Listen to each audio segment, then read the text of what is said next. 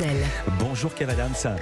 Bonjour Philippe. Humoriste, comédien, au cinéma il y a eu Les Profs, Aladdin ou plus récemment Maison de retraite, dont vous étiez le co-scénariste et le coproducteur, parce que vos producteurs vous avez lâché 2 millions d'entrées. Ça fait plaisir pour vous, star du One Man Show, les derniers soi-disant, ou encore Le Vrai Moi et aussi les duos avec Gad Elmaleh. Votre actu, c'est un nouveau spectacle qui s'appelle Miroir, en tournée dans toute la France à partir du 20 février. Puis vous passerez par Paris les 17, 18 et 19 avril au Dôme de Paris. C'est un spectacle très secret. Vous l'avez seulement rodé dans quelques salles. Sur l'affiche qu'on connaît, on vous voit face à un miroir brisé, le regard un peu perdu. Qu'est-ce que vous voulez dire avec cette image ? Franchement, c'est le meilleur teasing possible. J'ai rien envie de rajouter à ça. C'est parfait. Ouais, mais il faut qu'on tienne jusqu'à 11h. On peut parler de plein d'autres choses. Non, allez-y. C'est un spectacle, effectivement, qui part d'un constat simple, qui est que moi, j'ai beaucoup de mal avec mon image. C'est assez paradoxal, puisqu'on vit dans un monde d'image et je fais un métier d'image. Et j'ai beaucoup de mal avec ça. Et donc, j'ai tenté de me poser la question de pourquoi. Et en fait, ça touche à plein de sujets très large, quoi. C'est-à-dire que d'un coup je me dis mais pourquoi j'ai autant de mal avec mon physique ? Parce que quand j'étais petit j'étais en surpoids et donc et pourquoi j'ai mal vécu le fait d'être en surpoids petit. Alors on part sur un sujet, il y a tout un sketch sur le harcèlement scolaire qui finalement est que vous avez subi. Oui, mais comme je le dis dans le spectacle, à une hauteur et à une puissance qui était beaucoup plus modérée en fait à mon époque. C'est-à-dire que je le dis dans le sketch, je dis le harcèlement, moi, il s'est arrêté quand je sortais de l'école, quoi. Tu vois, quand j'étais chez moi, j'étais tranquille. Le week-end, j'étais tranquille. Les vacances, j'étais tranquille, quoi. Tu vois. Parce que les réseaux sociaux n'avaient pas été inventés. À mon époque, non. Moi, je suis à 91, donc c'est pour ça que ça s'arrêtait en sortant de l'école. C'est ça, exactement. Mais dans la cour de l'école, vous étiez harcelé à cause du surpoids. Ouais, on m'appelait, je le dis dans le spectacle, on m'appelait Kevo le gros et tout ça. Tu vois, il y avait un côté un peu, on se moque des mômes parce qu'ils sont différents. Et donc, il y a tout un sketch là-dessus. Il y a aussi un sketch sur le fait que j'ai beaucoup de mal à m'engager, à avoir une vraie relation sérieuse. Avant qu'on parle de relation sérieuse, Kevo le gros, vous dites aussi que vous étiez harcelé ou moqué avec votre prénom. Vous dites quand on s'appelle Kevin, on part avec un handicap dans la vie. Oui, alors ça c'est plus moi qui c'est de la blague, ça. Bien sûr. Parce que c'est pas vrai du tout. Ça c'est de l'autodérision. Personne s'est moqué de votre prénom. Si Philippe, quand même, soyons honnêtes, c'est un peu vrai. Hein, Kevin, c'est pas non plus la meilleure connotation du monde. Ouais. Quand tu t'appelles Kevin, les gens ils se disent pas waouh, mais quel prénom magnifique. Non, mais vous racontez ça à un gars qui a été au CM2. J'étais au CM2 en 70, donc je sais pas du tout comment ça marche. Et je connais pas la géographie. Philippe, peut-être dans votre monde, Kevin, c'est un peu moderne, c'est un peu sympa, c'est un peu stylé. Non, je sais qu'on en rigole. On en rigole. Voilà, je sais qu'on en rigole. Mais je veux savoir si vous en aviez souffert. Voilà ce que je voulais dire. Non, j'en ai pas spécialement souffert, mais je trouve ça drôle aussi de rire avec moi et c'est un spectacle plein d'autodérision pour le coup. Vous dites avoir réalisé qu'il n'y avait pas de miroir chez vous. Ouais, c'est vrai. Mais totalement par hasard en fait. Hein. C'est un jour pour me préparer et tout. J'ai dit mais en fait j'ai pas de miroir ici. Un jour, je sais plus qui, c'est un grand avocat qui raconte cette histoire. Il a la chance d'aller dîner chez Isabelle Adjani. Et il est chez Isabelle Adjani, c'est très sympathique. Ils sont tous les deux en tête à tête. Ou peut-être il y a du monde, je me souviens pas. C'est pas le but de l'histoire. Et il y a du monde ou il y a pas de monde ? Moi, c'est important pour moi de savoir. Il remarque qu'il n'y a aucun miroir chez Isabelle Adjani. Et il lui fait la remarque. Il dit il y a pas de miroir chez vous. Et Adjani dit oui, c'est vrai, je n'aime pas me rencontrer. C'est beau. Ouais, j'aurais adoré avoir cette phrase. Hein. Moi, j'ai juste dit oh, il n'y a pas de miroir. Non, ouais, je pense que j'ai du mal vraiment avec le reflet en fait, et puis j'ai commencé à être filmé sous l'œil des caméras très jeune aussi, donc je pense que ça joue. J'en parle dans le spectacle. Évidemment. Je pense que sans parler du fait que beaucoup de journalistes ont toujours l'image qu'ils ont de vous d'il y a 10 ans ou d'il y a 15 ans, mais vous étiez une autre personne. Kev Adams, c'est la même personne, elle est avec nous, ça s'appelle Miroir, Culture Média continue. Europe 1, Culture Média, Philippe Blondel. En compagnie de Kev Adams, c'est son nouveau spectacle, son nouveau one-man show, certainement le plus personnel. Il s'appelle Miroir, il se regarde dans un miroir.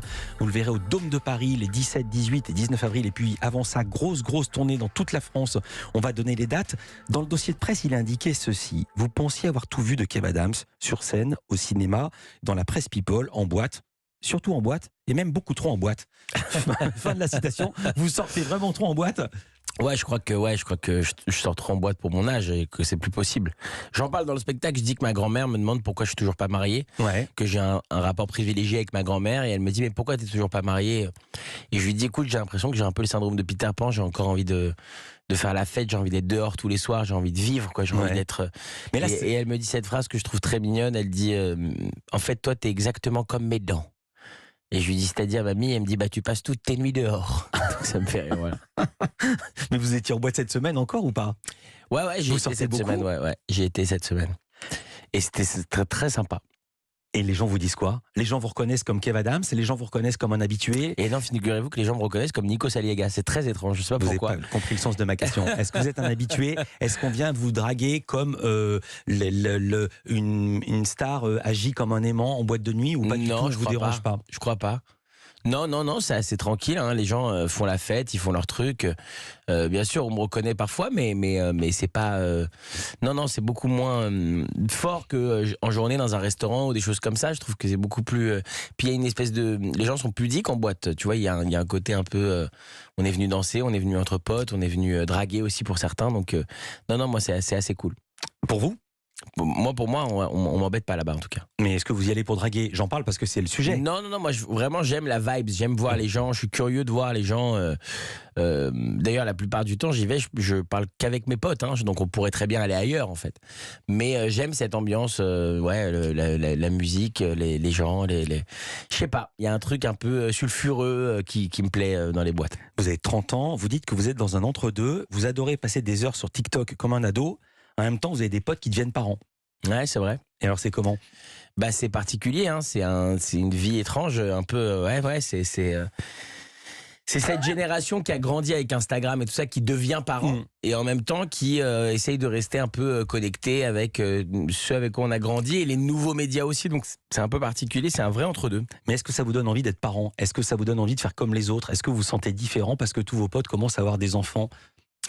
Je me sens différent parce que certains d'entre eux commencent à avoir des enfants, mais ça me donne pas pour autant envie de faire la même chose, non. Elle vous dit quoi, votre maman? Elle me dit, fais des enfants. Elle a très envie d'être grand-mère et je le comprends, mais je pense qu'il y a un temps pour tout, et puis je pense qu'il faut évoluer avec son temps, et je pense que faire des enfants, c'est un engagement fort, donc je pense qu'il faut le faire quand on se sent vraiment prêt, ce qui n'est pas mon cas. Vous dites, quand vous aviez 10 ans, il n'y avait pas les réseaux sociaux, quand vous étiez en classe, maintenant il y a les réseaux sociaux, je vous cite, les mots m'apprennent dès le plus jeune âge que la haine, c'est rigolo. Ils lisent des atrocités sur Twitter et ils disent, le monde est comme ça, c'est cool. Ouais, ça me fait peur, ça. J'en parle dans le spectacle pareil, je dis que j'ai peur pour les générations à venir, je dis que j'ai peur pour le futur, je dis que on se dirige vers un monde sombre où la haine est célébrée, quoi. C'est grave d'ailleurs, j'ai l'impression que aujourd'hui Twitter c'est devenu vraiment... Le déversoir? Ouais, et pour tout et n'importe quoi. Je parle pas que de moi, puisque moi j'ai un peu l'habitude, ça fait des années que je me fais vomir dessus sur Twitter et tout, mais j'allais vous demander ça, comment vous le vivez? Bah, plutôt bien maintenant. Alors, maintenant, au comment début, vous super mal. Au début, super mal, je comprenais pas, je trouvais ça injuste, je me disais, mais... Je me suis toujours dit, en fait, mais moi, quand j'aime pas des choses, je prends pas le temps de le dire, franchement. Je prends pas le temps de le dire. Je prends le temps de dire j'ai bien aimé ça, ou j'ai adoré ça, ou j'ai rencontré cette personne, c'était génial, ou j'ai été voir cette expo, ou j'ai été au musée, ou j'ai été, je dis une bêtise, au ciné, voir ce film, c'était mortel. Enfin, tu vois, conseiller des choses, on a toujours fait, on a toujours conseillé. De tout temps, on a toujours dit, écoute, faut absolument que tu ailles faire ça, c'est génial et tout. Mais dire ça, c'est de la merde, ça c'est pourri, ça c'est horrible, rentre chez toi, tu dégages, t'es nul, tu pues, arrête. On faisait ça quand on avait 14 ans, quoi. Tu vois ce que je veux dire? Aujourd'hui, c'est des adultes, hein, des gens qui ont des boulots, qui rentrent le soir, qui vont sur Twitter et qui disent ça, hein, quand même. C'est ouf. Hein. C'est des adultes, mais très souvent anonymes quand même. Non, je suis pas d'accord. Je suis pas d'accord. Il faut arrêter de. Les gens ils signent avec leur vrai nom. Faut arrêter de ramener ça à des espèces de robots dont on connaît pas le nom. Il y a des gens sur Twitter. Quelqu'un qui a pris un pseudo.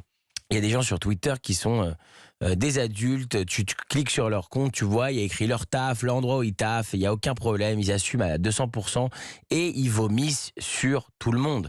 Et ça les fait marrer et ils sont heureux. Et la vérité, c'est quoi aujourd'hui?